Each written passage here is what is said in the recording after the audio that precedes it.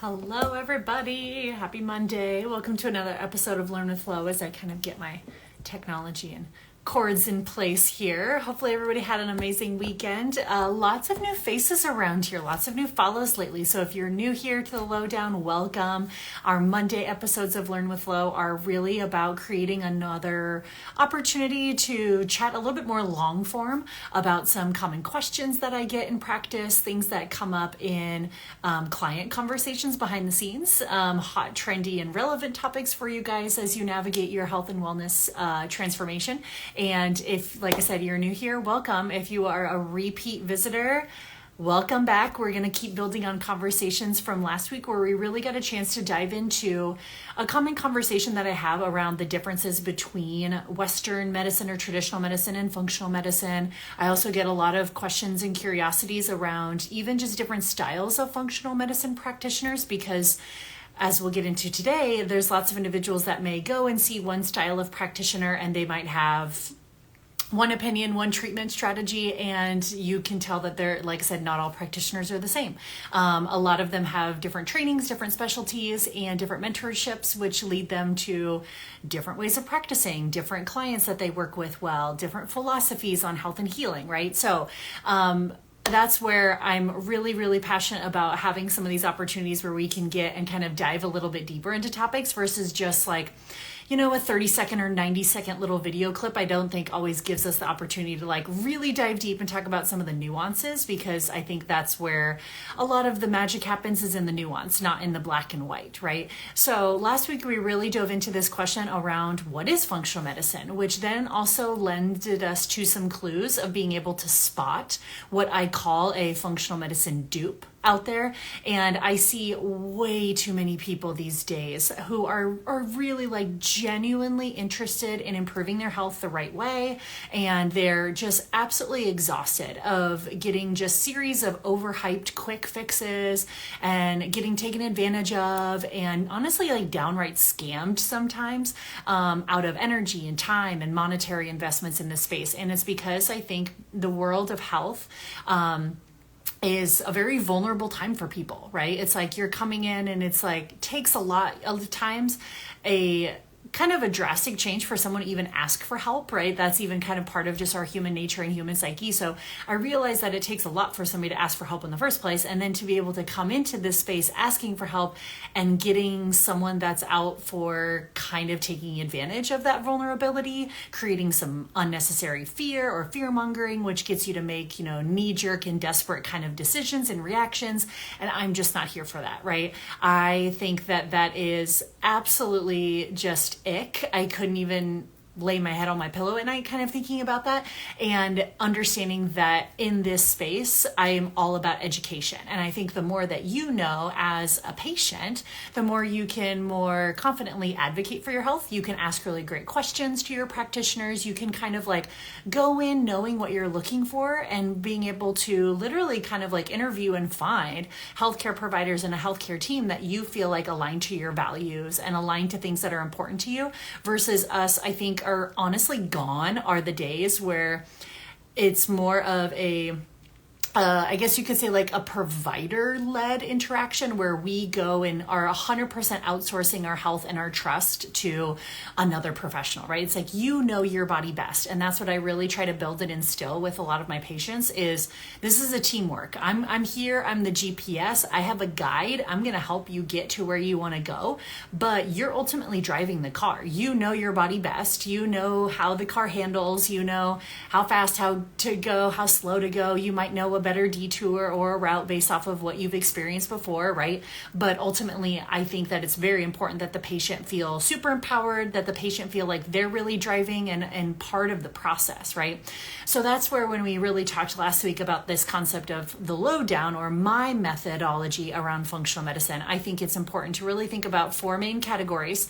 So we really last week talked about testing practices and testing options that are given to individuals. We also talked about how to interpret these tests, which can be very different from practitioner to practitioner, as well as different treatment modalities that we call upon, and expectations and ongoing support. So if you missed that conversation last week, that's really what we dove into. And I think I mean, there's so many different directions that you could take from that conversation, but the biggest thing is I wanted individuals to feel empowered to understand like what is and what isn't functional medicine. How can they kind of tell a little bit of red flags that are popping up, or being able to discern what type of provider aligns really well with you and your values. So it's not that every practitioner is ill-intentioned, right? That's not the takeaway at all. It's just they may not be exactly informed or trained the same way or educated on how to do anything but quick fixes, right? There's a lot of times where certain practitioners, they don't have anything in their arsenal except for prescription medications. They're like, you're here and you're telling me like, you know, you're feeling anxious, you're having menstrual cycle irregularities, you're having bloating issues, and like all I have to offer you are prescription medications, but you're coming in here saying you don't want prescription medications, like, and they're kind of like, they feel a little helpless. They're like, I don't know what to do for you, right? And that's where we have to understand like, oh, okay, so there's different types of practitioners, and if I'm not interested in a quick fix or just a cover up or a band-aid strategy of a prescription medication, then I probably shouldn't seek out those practitioners where that's all they have in their arsenal, right? So don't kind of go into that expecting something different, because they don't have any other tools in their toolbox, and they're going to feel just as helpless in that situation as you do, right? So making sure that you kind of find the right practitioner to fit your concerns, and just some things to be on the lookout for in those areas, so that you can find the right fit, because there's a lot of them out there. So regardless of blood work or testing or interpretations or different fancy protocols that you might get put on, arguably, I think the most important determinant of somebody's success is understanding the right order of operations, right? And I use air quotations around that because a lot of times if you grew up in kind of a traditional, I guess you could call it like public schooling system, where you learned about math and you learned about the proper order of operations. I just use that term because it tells us that there is a systematic order of operations to how the body works, especially when you're a practitioner that is very holistic minded. You're always pulling the body back together and you're treating the body as one. There's a lot of times where there's certain domino effects that needs to happen. And based off of, like I said, practitioners you get involved with, programs you get involved with, sometimes you might be handed like some of the right things, but in the wrong order. And so therefore you get the wrong result. And I'll give a lot of examples of this, but even just bringing this conversation to the forefront, you might be able to like think about some opportunities where you're like, yeah, I felt like I was doing a lot of the right things, but I wasn't seeing the result, right? And I'm like, a lot of times I'll have conversations with individuals. I was like, oh, no. Like that was probably a good thing, but we needed to do like X, Y, and Z first before that was even going to be a good thing for you, right? And so a lot of times there's certain practitioners that, like I said, don't necessarily understand like how to put the body all back together and to set off this proper domino effect. And they're not seeing like big picture system thinking. They're just thinking, how do I spot treat a lab? How do I band-aid this symptom? How do I fix this number on a lab or treat this number? So we are not just numbers on a lab to be spot treated. That never got somebody better. We can't do that and just expect to magically create health, right? And in doing that, a lot of times I've seen where you can actually disrupt the system even worse, because the system has somehow compensated for that number on a lab, right? And so if we just go and start like poking at certain things, we might actually feel worse, or create worse outcomes for the patient. So let's just give a common example. This was literally a patient in a new patient onboarding that I took on last week. So this patient, she came in to me, but also had been to other practitioners in the past where she had expressed some very common, I hate that these are common, but very common symptoms, right? She had experienced fatigue, insomnia, excessive bloating, joint pain, brain fog, horrendous menstrual cycles, and a lot of anxiety, right? So she had all of those same concerns. She knew she wasn't feeling well. She had went to her doctor like over a year ago with a lot of these concerns. They didn't run any blood work at that point in time, but she walked out with an anti-anxiety medication because they also tried to give her birth control, but she was like, no, I really don't want birth control, but yes, I will take something to take the edge off of my anxiety. So she started the anti-anxiety medication, and frustrated because things really weren't getting much better, because the doctor had kind of told her, I think a lot of this is due to how anxious you are. I think a lot of it's due to stress. And if we got your stress feeling better, I bet a lot of the other symptoms would feel better too. Totally viable thought process. I get it. Yes, stress can have a lot of downstream consequences, but starting the anti-anxiety medication, she did feel a noticeable shift in some of the generalized anxiousness, but she was frustrated because she wasn't seeing any progress or change in anything else. Her menstrual cycles were still worse than ever. Her joint pain, her bloating, she was still not sleeping well. It was just a lot of those symptoms hadn't gone away. So she went to a functional medicine doctor that ran a ton of blood work and lots of blood work specifically around hormones for her.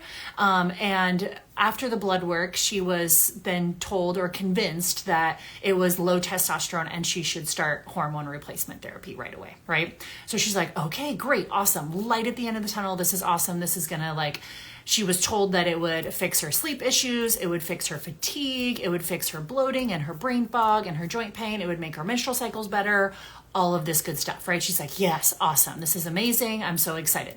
So she starts the testosterone, she's still on the anti-anxiety medication, even though she really didn't want medications to begin with. So here she is, she's got 2 more on board, but she wants to feel better, so I love it. A few months later, she's starting to notice a slight decrease in the fatigue, but all the other symptoms are worse.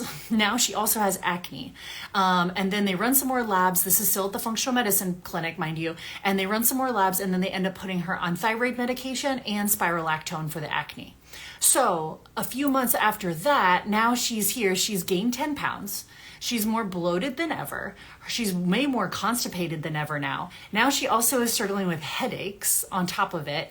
And she's now has 4 medications on board where before she had none, right? And so I'm like, something is not adding up here, right? Like we are obviously out of order of operations. There might be some good things in the mix here, but we're approaching this the complete wrong way. We're just band-aiding symptoms and band-aiding spot numbers on a lab, but we're not putting her back together, treating her as a whole person and really asking oh, what's the proper order of operations? How did we get here? And then therefore, how are we going to help reverse your body back out of it, right? Not always by adding more, but a lot of times by going in the right order of operations, things start to kind of domino effect and they start to fix itself. That's because the body is one interconnected system. And your body is a series of if you start at the smallest level, there's even smaller than this, but I'm not going to get into your biology trauma from high school. But you think about our body and it's at the smallest, it's made up of cells, right? Cells make up bigger tissues. Tissues make up organs. Organs make up organ systems. And those organ systems are put together to make your entire metabolism in one body, right? So when we think about that, we can't just spot treat somewhere along the chain. We have to start at the bottom of the chain and we have to let that domino effect to all of the other systems, right? That is a process putting the body back together, creating a holistic approach and understanding how to approach it from a proper order of operations. I term that my hormone hierarchy. It's a fun play on words that I like to use as a visual image with a lot of my patients and clients to help people understand my train of thought, right? It helps me kind of gather and say, okay, we have some issues in this area, some symptoms here, we have some underlying dysfunction here, but if we put it all back together, I can't treat here at the top until we have the bottom oriented, right? I recognize that that's a sign, it's a symptom. I recognize we have that. But your body, we can't go after that first, right? It will make things worse. It will stall progress. It will actually make things slower if you're not going in the right order of operations, and it makes it harder. Who's out here to make things harder? Not me, right? So when we talk about putting everything back together in a holistic sense and treating in someone that is educated and trained in proper order of operations, I like to, like I said, allow the body to follow its natural flow from our hormone hierarchy. So I don't have, like I said, a visual reference to put up on the screen. If you take any of my courses, whether my Master Your Metabolism course, Renew Your Gut Health course, my Revive, Restore, Renew You one-on-one services, all of that, I talk about this, and you'll see it run really deep because it's something we always go back to, is this hormone hierarchy. But in terms of just giving you guys like a high level overview so that I want you guys to start to relate to some of your own healthcare experiences is really what I'm going after, is start to put yourself through, okay, what have experiences that I have gone through? Has the provider talked to me about this order of operation? Have we gone in this order of operations, or have we skipped certain steps and like I felt frustrated because I feel like I'm doing a lot of the right things but not seeing the right success because we're not following the right order, right? So when we talk about the hormone hierarchy, let's always start with foundations first. So the foundation of our hormone hierarchy does go back to nutrition, right? More specifically, we want to think about nutrition that is very customized to each individual person. It has to be a food forward focus, right?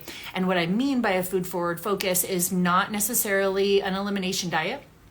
But it is more so, how am I correcting for controllable stressors that their current diet is causing them, right? So number one is definitely thinking blood sugar balance. That is like baseline step one. We have got to learn how to eat in and fuel ourselves in a way that manages blood sugar. So more specifically, we're going to be talking about when you're eating. Yes, meal timing is important. Like, that's why I listed it first, because it's probably the most important. When you're eating, how you're eating, what you're eating, and then sure, like how much you're eating. But this is not like a calories macros game at all. In fact, that might make the situation worse because you didn't start with the right order of operations, right? You really can't go any farther in our hormone hierarchy or in the order of operations until we make sure your body is fueled adequately. Do we have adequate amount of energy coming in for the amount of energy and demand that you're placing on the body? And also for nutrients to cover your basic needs, right? We think about nutrient density like protein, fiber, fats, vitamins, minerals. You would be shocked, maybe not shocked, I'm always shocked, but you would be shocked at even the number of like functional practitioners or naturopaths that will actually do thousands of dollars of testing and supplement protocols before even referring someone out to a nutritionist. Like, it's just like wild to me. Or their idea of like starting with nutrition is putting someone on a really restrictive elimination diet. And usually, like I said, spoiler alert, like that does not go well for people. And we end up needing to then back them off and get the food piece right first. Don't be this person, right? That makes the process so much slower. So that's why I encourage anyone who is embarking on any sort of health journey, consider seeking out alternative health providers that are starting with a very food forward approach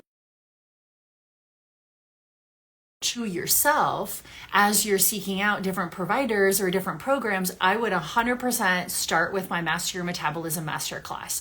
And that is because I've designed that Master Your Metabolism Masterclass to be something, one, you can start at any time. So it's completely 100% self-paced. You can go as slow as you want. You can breeze through it as fast as you want. It's designed as a 6-week program that gradually builds on itself, but you can make it faster. You can also make it slower. And this is something to where, like, before somebody wants to do like advanced gut testing and toxin testing and autoimmune protocols and all this stuff, like, you're either going to go through the Master Your Metabolism course, or we're going to talk about it and take time to talk about it months in advance anyways, right? It's where you have to, you absolutely have to start. So if you haven't dove into my Master Your Metabolism Masterclass, or you've worked with so many other providers and you're not seeing the success that you're looking for, backtrack and go back to your foundations. Sign up for my Master Your Metabolism course today. You can do that with the link in my bio. You can go straight to my website, Master Your Metabolism Masterclass. About halfway down, there's a link. You can register and you get immediate access to it, right? So start with that as the healing powers of food first medicine. Only then are we ready for the next layer. Then we have to talk about stress. Everybody's favorite topic, right? And obviously, like, there's lots of different things that we're talking about when it comes to stress. We're talking about blood sugars as stress, nutrient deficiencies are a stress. We're going to talk about, different gut dysbiosis or different toxins are a stress. But before we get into those types of physical stressors, we at least need to talk about that space in between here where we do address things like nervous system regulation, and we do also address things like drainage and detox pathways, right? So if your body is in a chronic state of fight or flight, it is not going to prioritize healing. It just can't, right? So you could be doing all the right things physically on paper. You're like, I feel like I'm doing the right diet. I feel like I'm taking all the right supplements. And if you have a chronic state of fight or flight, none of those things are going to have a great soil to land on. So you may not feel the benefits of those until you go back and start to work on placing down a really strong nervous system foundation on that. So before any protocols or fancy elimination diet, like your practitioner should be prescribing and talking to you about how to implement consistent nervous system regulation into your day-to-day routine. Also very closely tied to this, but in a slightly different category, something that we absolutely have to do in the next order of operations is open up your drainage and detox pathways, right? This is absolutely important. A lot of times individuals that are more stressed out or hold a lot more tension in their nervous system also struggle with drainage or detox sluggishness. So when I talk about drainage and detox, this does cross over a lot with nervous system work, but we have to do it before we get into any gut work. So lymphatic practices, opening up anything that detoxes, pee, poop, sweat, and breath. Those absolutely have to be wide open or we're not going to be able to move on to the next layer. And that is something that I really prioritize with my clients like hardcore. Right? So we're kind of making our way through this hierarchy. We're starting to understand, like, at the foundation, we need this nutrition first foundation, not nutrition in the sense of like elimination diets, but nutrition in the sense of adequate energy intake, adequate nutrient density. And then we have to have a conversation about stress, whether that's nervous system and or drainage and detox pathways. So notice that up until this point, like zero gut restoration or hormone balancing supplements and protocols have happened. And that's intentional. It's very intentional because as gut issues and hormonal imbalances, they are a downstream consequence of other things being out of balance, right? So we're not going to get very far in other aspects if we just try to skip through all of that and just try to work on the gut. Never works. Or skip through all of that and just try to work on the hormones or sprinkle some hormones in. Never works. Usually always backfires, and you might get like a little bit of forward progress at first, but then you're going to end up having to backtrack, or you'll end up with 5 other symptoms that you didn't have before, right? So things get worse. So we're starting from the foundations and we're making our way through. Now, once we tackle the nutrition, we tackle the stress piece, now we're ready to talk gut. Now we can address things like the gut and the liver only after we've built those solid foundations. Now we can start to think about potential inflammation in the gut.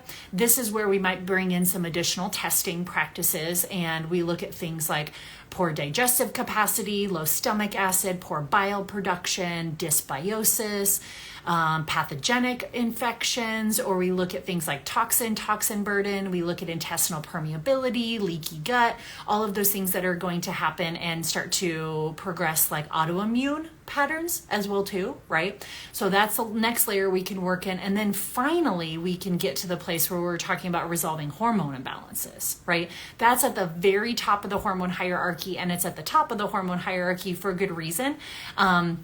Because any hormone deficiencies or imbalances, whether we're talking PCOS, endometriosis, irregular cycles, infertility, low libido, perimenopause, menopause, like those usually, like I said, they're not just the root cause. Those are part of the bigger picture strategy, and no matter what we put in, it's got to have a good soil to land on, right?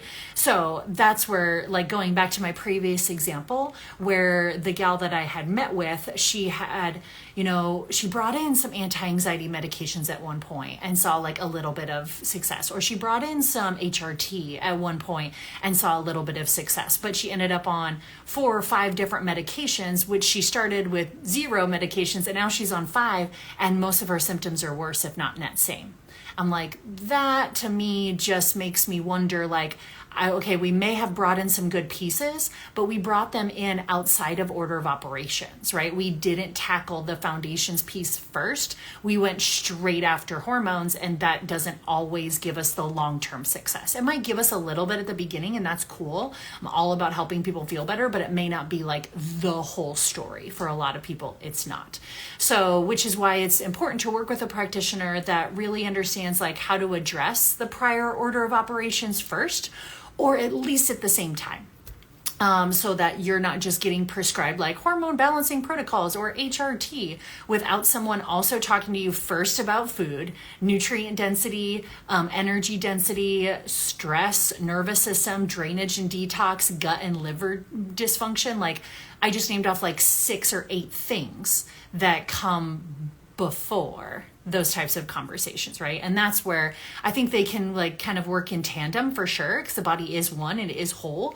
But I don't ever want someone getting duped by, like I said, some of these spot treatment strategies or some of these really spendy like programs out there that just are going to attack your gut health, but they haven't really helped you lay any other foundations first. So always thinking about how that all fits together is something that I'm super passionate about. So if you feel like you kind of relate to a lot of what I'm talking about, either you've had some experiences in the past where you visited some practitioners that have, you know, maybe their only toolbox was some of these prescriptive or quick fix strategies, and that's not what you were looking for. And so you kind of like went to the wrong practitioner. They just had the wrong toolbox. It has nothing to do with that practitioner and their skills. It's just that they didn't have the toolbox that you were looking for. So you have to seek out someone that has the toolbox you're looking for, right? Or maybe you visited some more functional, holistic minded practitioners that wanted to like skip XYZ in terms of order of operations and go straight for Dutch testing and gut testing. And it's like, yeah, that's cool. We can use that, but we need to lay some very serious foundations first, or